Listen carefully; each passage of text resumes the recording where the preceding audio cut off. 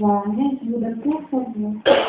Visto que estou cansada demais, envia um merecedor até aqui, que esteja interessado no sistema. Oi, tudo bem? Você testemunha de Jeová, não é? Estou sim. Outra vez que eu tenho tempo, eu gostaria de me sentar ao seu lado e fazer uma pergunta, posso? Claro, sim. Prazer, meu nome é Tainá, qual é o seu nome? Prazer, meu nome é Sueli, eu sou Sueli. Qual é a sua pergunta? Tainá, vocês testemunham de Jeová falam tanto do reino de Deus, mas esse reino, ele não começou a operar lá no primeiro século? Então, Sueli, para responder essa pergunta, eu seria possível consultando a Bíblia. Olha só aí na sua Bíblia também, o texto de Colossenses, capítulo 1, versículo 2, depois o versículo 3. Pode ler, né? Posso. Paulo, apóstolo de Cristo Jesus, pela vontade de Deus, e Timóteo, nosso irmão, aos santos irmãos fiéis em união com Cristo em Colossos, e tenhais benignidade merecida e paz da parte de Deus, nosso Pai. Agora o 13, né? Ele nos livrou da autoridade da escuridão e nos transferiu para o reino do Filho do seu amor. Então, Sara, você notou aqui? Aqui mostrou que Jesus Cristo ele governava a congregação. Então, não era o governo de Deus que estava estabelecido naquele tempo, no primeiro século. Era o governo, Jesus Cristo que estava governando a congregação. Ele era o cabeça, como ele é até hoje.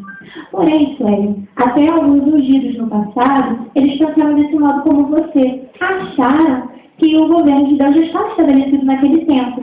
Só que os ungidos são pessoas que têm esperança celestial e governar com Cristo nesse governo prometido. Olha só o que Paulo, ele falou aqui em 1 Coríntios 4:8. Eu vou ler para mim, tá bom? Olha aqui. Será que já estáis cheios? Será que já estáis ricos? Será que já começaste a reinar sem nós? E eu bem que queria que já tivesses começado a reinar, para que nós também reinássemos convosco.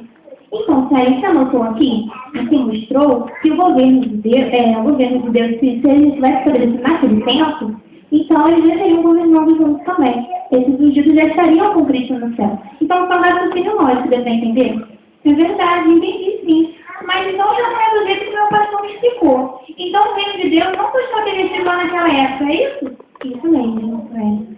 Mas, Tainá, como eu poderia explicar para ele que o reino de Deus não começou a operar no primeiro século, mas que ainda vai operar aqui na Terra? Qual é o texto da Bíblia que eu posso mostrar isso para o meu pastor?